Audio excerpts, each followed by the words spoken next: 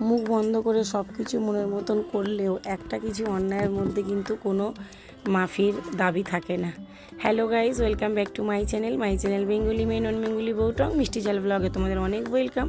আশা করি তোমরা সবাই খুব ভালো আছো, সুস্থ আছো। বাসি দুয়ারে জল ছেটানো দেখায়নি, তবে জল ছেটানোর পর তোমাদের দেখিয়ে ব্লগটা শুরু করলাম। বাসি দুয়ারে জল ছিটিয়ে চলে এসেছি এখানে ছেলের জন্য নাস্তা করব। আর এটা কিন্তু বন্ধুরা বৃহস্পতিবারের ব্লগ, যেটা তোমাদের সাথে আমি কালকে শেয়ার করতাম শুক্রবার, কিন্তু কালকে যেহেতু একটু অনেক রকম কাজের মধ্যে জড়িয়ে পড়েছিলাম, কালকে তোমার সাথে ব্লগ শেয়ার করিনি। তো বৃহস্পতিবার ব্লগটা তোমাদের সাথে আজকে শেয়ার করছি। তো ছেলে যাবে স্কুলে, তো ছেলের জন্য এখানে আজকে বানিয়ে নিচ্ছি গোলা রুটি।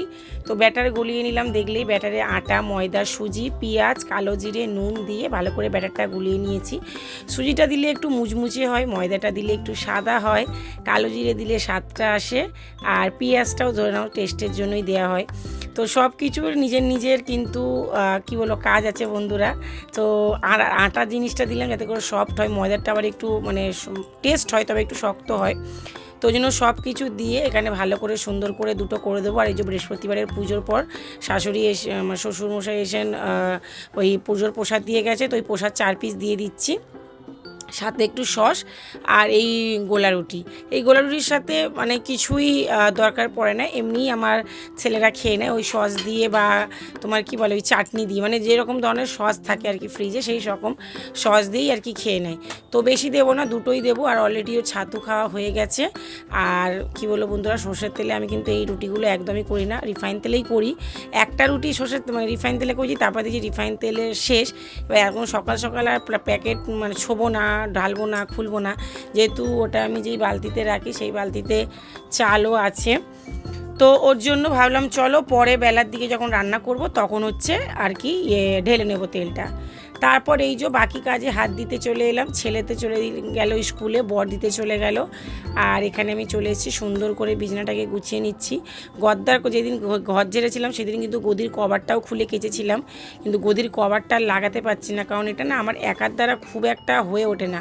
আগে আমি একাই করে নিতাম সব কিছু বন্ধুরা, হাসি মুখে, আমার কারোর দরকার পড়তো না। সত্যি কথা বলতে কাজ, সংসারের কাজকর্ম করতে আমি খুব ভালোবাসি। আর আমি কোনো দিন সংসারের কাজকে বড় মনে করি না, যে আচ্ছা এত বাসন, এত ঘর, এত জামা কাপড়, এত করতে হবে, আমি কোনো দিন ভাবি না। আমি শুধু এইটুকুনি ভাবি, এটা কাজ আর আমাকেই করতে হবে, আমার কাজ। তো এত ভেবে লাভ কি বন্ধুরা, যত ভাববো যে এত কাজ আমাকে করতে হবে, একে করতে হবে, তত দেখবে আলিস্যি লাগবে আর কাজটা বড় মনে হবে।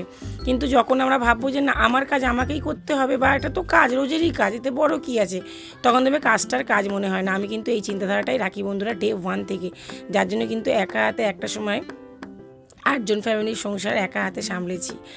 আর তাই আজকে নাহলে ছোটো সংসারে নিজে 4 জন ফ্যামিলি সামলেছি, কিন্তু একটা সময় তো একা হাতে 8 জন ফ্যামিলি একাই সামলেছি, সংসারের A to Z করে। এই জন্যই করতে পেরেছি যেহেতু এই গুণটা আমার মধ্যে আছে, নিজের মুখেই বলছি। হয়তো বন্ধুরা বলাটা হয়তো সাজে না, তাও বলি, কারণ তোমরা তো আমার প্রতিবেশী না বন্ধুরা, যে তোমরা জানবে, তোমরা হচ্ছে আমার আর কি বলবো এমন একটা ফ্রেন্ড যারা সবাই অনেক দূরে দূরে থাকে, যাদেরকে আমার লাইফে সব কিছু বোঝাতে গেলে মুখ থেকে এক্সপ্লেন করেই বোঝাতে হয়, সত্যিটা বলতে হয়। তাই তোমাদের মুখ থেকেই বলছি, তবে হ্যাঁ নিজের মুখে নিজেরটা বলাটা হয়তো সাজে না। তো যাই হোক বন্ধুরা, শুরু থেকে কিন্তু আমি রান্না করতে খুব ভালোবাসি। আমি রান্না করার সময় কখনো ভাবি না যে রান্নার টেস্টটা কেমন হবে, আমি শুধু এইটুকুনি ভাবি যে রান্না আমার করতে ইচ্ছা হচ্ছে, করব, হ্যাঁ এতটা টেস্ট আসা দরকার যতটাতে যাতে খাবারটা ফেলে না যায় বন্ধুরা। আর সত্যি কথা বলতে এতটা রান্না করেই ফেলি যতটাতে আমার ছেলে স্বামীরা খেয়ে খুশি হয়ে যায়।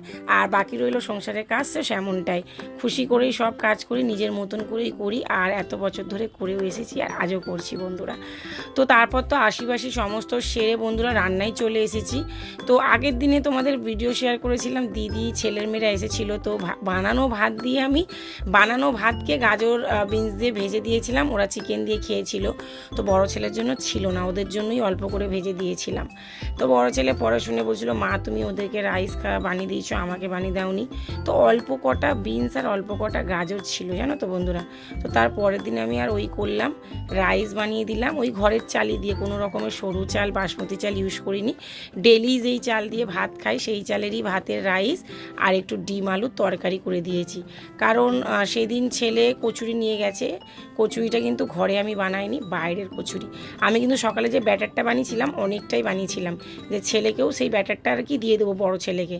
কিন্তু মা না একটা দরকারি কাজে আর কি আমার কাছে এসেছিলো। আর মা আসা মানেই জানো, তোমাদের বলেইছি এর আগে আগে অনেকবার শাক নিয়ে আসে আর ছেলেদের জন্য কচুরি নিয়ে আসে। তো সেই কচুরি বর ছেলেকে টিফিনে দিয়ে দিয়েছি, আমার আর টিফিনের বানানোর ছুটি। তো ওর জন্য আজকে এক তরকারি ভাত, ডিম আলুর বেশ মাখা মাখা করেছি, মানে খুব মাখা মাখা না, অল্প ঝোল রেখেছি, আর রাইস করেছি, ব্যাস আর কিছুই করিনি। আর ওদিকে ওদেরকে খেতে দিয়ে দিয়েছি, রান্না শেষ, ওরা খাচ্ছে, তারই মধ্যে চলে এসেছি বন্ধুরা জামা কাপড় মিলতে, কারণ ওয়েদারের যে অবস্থা কতক্ষণে জামা কাপড় শোকাবো। আর তোমাদের তো বলেইছি আমার মধ্যে একটা ব্যাড হ্যাবিট রয়েছে, আমার কাচার তাড়াহুড়োর থেকে বেশি আমার মনে হয় শোকানোর তাড়াহুড়ো। আমার খুব মানে স্যাটিসফাই হয় না যতক্ষণ না একটা জামা কাপড় ভালো করে ঝরঝর একটা মানে কি বলবো রোদে বা হাওয়াতে খুব সুন্দর করে যতক্ষণ না শোকায়। তো সেই মতন খুব তাড়াতাড়ি করে জামা কাপড়গুলো খুব সুন্দর করে ছড়িয়ে ছিটিয়ে মিলে এখানে এই যে শাশুড়ি মায়ের জন্য রাইস আর ডিম আলুর তরকারি বেড়ে ওনাকে দিয়ে এলাম। ওকে বন্ধুরা যখনই যা উনি বানাই বা আমি বানাই একে অপরকেই দিই, কিন্তু সবসময় তোমাদের সামনে তুলে ধরা হয় না, ঠিক আছে বন্ধুরা? যে কম বেশি যাই বানাই, যেমনটা বানাই তেমনটা দিই, ঠিক আছে?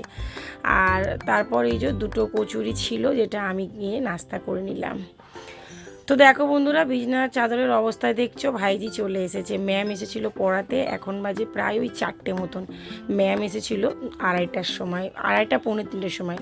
বৃহস্পতিবারে ছেলের ক্যারাটে ক্লাস জয়েন করিয়েছি যবে থেকে, ম্যাম তো 5:30টায় আসে, আর ক্যারাটে ক্লাসও টাইমিং হচ্ছে 5:30টা। তো কি করে হবে? এবার ম্যাম বলেছিল ওই ক্লাসটা আমি শনিবারে মেনটেন করব। তো ম্যাম 1-2 সপ্তাহ আমি দেখলাম মানে বৃহস্পতিবারটা ছুটি দিয়ে ম্যাম কোনো রকমভাবেই শনিবারে আসতে পারছে না, ওনার নিজের বাড়ির মানে কাজ পড়ে যাচ্ছে। তো উনি সেই রবিবারেই আসার চেষ্টা করছে। আর রবিবারটা আবার কখন আসছে? যখন আমার ছেলে ক্যারাটে ক্লাস থেকে আসছে, এসে স্নান টান করে ফ্রেশ হয়ে ওর খেতে ধরে না ওই 11টা বেজে যাচ্ছে, তারপরেই ম্যাম চলে আসছে। একটা বাচ্চা সকাল 6টা থেকে উঠে 3 ঘন্টা ক্যারাটে করার পর সঙ্গে সঙ্গে ওই 11টার সময় 10:30টায় এসে ক্যারাটেতে থেকে এসে পড়তে কি ভালো লাগে বলো বন্ধুরা? ওর জন্য আমি ম্যামকে বললাম ঠিক আছে ম্যাম, তোমারও শনিবার হচ্ছে না আর আমারও রবিবারটা অসুবিধা হয়ে যাচ্ছে, তার থেকে বরঞ্চ তুমি বৃহস্পতিবারে করেই ওকে ছুটি দিতে হবে না, বৃহস্পতিবারে তুমি একটু তাড়াতাড়ি পড়িয়ে দাও। ও তো 1:15-তে ছুটি হয়, 1:30টায় বাড়ি চলে আসে। একটা দিন নালে ও খেয়ে দিয়ে একটু রেস্ট নিয়ে আগে পড়াটা করে নেবে, তারপর আবার রেস্ট নিয়ে তারপর ক্যারাটে ক্লাস যাবে। তো সেই মতনই ম্যাম এই বৃহস্পতিবারে তাই করেছিল, 2:30 পৌনে 3টের সময় এসে পড়িয়ে দিয়েছে। আর আমার ভাইজি কেন এসেছে বলো তো বন্ধুরা? আমার বৌদি এরা গেছে একটু কাজেতে, তাই মেয়েটাকে আমার কাছে দিয়ে গেছে, যেহেতু ও যাবে আমার ছেলের সাথে ক্যারাটে ক্লাসে, তো ওদের আসতে দেরি হবে, তো ভাইজিকে কে নিয়ে যাবে, ওই জন্য আমার কাছে ছেড়ে দিয়ে গেছে। তো ম্যাম যাওয়ার পর তো 2 ভাই বোনে খুব মস্তি করলো, তারপরে ওদেরকে একটু তরমুজ কেটে দিলাম, খেলো। ছেলেকে আমি ক্যারাটে ক্লাসে ছেড়ে দিয়ে ঘরে এসে টুকটাক অনেক কাজ করলাম। কাজ বলতে জামা কাপড় গোছানো, সন্ধেবাতি দেওয়া, দুয়ারে জল ছেটানো, সব কিছু করে তারপর আবার একটু রেস্ট নিয়ে ফোনের কাজ করে ছেলেকে আনতে গেছিলাম। ছেলেকে আনতে আনতেই বৃষ্টি বন্ধুরা নেমে গেল। বৃষ্টি নেমে যেতে একটু ভিজে ভাজেই এসেছি। যাই হোক, জামা কাপড় খুলিয়ে খালিয়ে এখানে ছেলের জন্য আবার বানালাম সেই যে সকালের ব্যাটাটা রেখেছিলাম। ছেলে তো আর নিয়ে গেল না, ছোটো ছেলেকে আবার সন্ধেবেলা ক্যারাটে ক্লাসে আসলেই ওর খুব খিদে পায়, তখন ওকে দুধ দিলে হবে না, তো ওই জন্য দুধও গরম করেছি, কিন্তু দুধ খাবে না, বললো আমাকে গোলা রুটিই বানিয়ে দাও। সেই ব্যাটার ফ্রিজ থেকে এনে বড় ছেলে ছোটো ছেলেকে আবার ব্যাটার বানিয়ে মানে ওই গোলা রুটি বানিয়ে দিলাম। ওরা খেয়ে রেস্ট নিল, আর আবার আমার একটু মাঝে ফের ফোনের কাজ, আবার চলে এলাম রাতের রান্না। রাতে বর এনেছিল সলিড চিকেন, সে খাবে এখন চিলি চিকেন। তো চিলি চিকেনের কালারটা ভালো হয়নি, তো যাই হোক বন্ধুরা, সব কিছুর রূপ না ভালো হলে গুণ কিন্তু ভালো হয়। সেদিনে হলদে দিয়ে কালারটা প্রপার চিলি চিকেনের মতন আসেনি, কিন্তু টেস্টটা কিন্তু প্রপার চিলি চিকেনের মতনই এসেছিলো। যেমন আমি নিজেকে সবসময় মনে করি বন্ধুরা, আমি হয়তো রূপে ভালো না, গায়ের চামড়া পরিষ্কার হলেও, কিন্তু আমি গুণে কারোর থেকে কম নিজেকে মনে করি না। সংসারের দিক থেকে একা এক সময় এমনভাবে আমার নিজের সংসারটা আমি ম্যানেজ করেছি, আমি কিন্তু নিজের জন্য নিজেকে সত্যি প্রাউড ফিল করি, কারণ আমার পরে যারা আছে তারা আমার মতন করে উঠতে পারেনি। হ্যাঁ, একটা কথা ঠিক বন্ধুরা, তুমি যতই ভালো করো শ্বশুরবাড়িতে, সব ভালোর মধ্যে তোমার একটা ভুলকে কিন্তু কোনোদিন ওরা ভালো চোখে দেখে না, এটা কিন্তু শ্বশুরবাড়ির নিয়ম বন্ধুরা। খারাপের মাঝে, সব ভালোর মাঝে একটা খারাপ কিন্তু অনেক বেশি উঁচু পোস্টে চলে যায়। তো যাই হোক বন্ধুরা, এটা কালকের ছোট্ট ক্লিপ। এই যে যাচ্ছি এখন মিটিংয়ে, আর ওটা ছিল কালকের রান্না বান্না, আর ছেলে পড়ছে এখন হোমওয়ার্ক করছে। চলো আবার কালকে দেখা।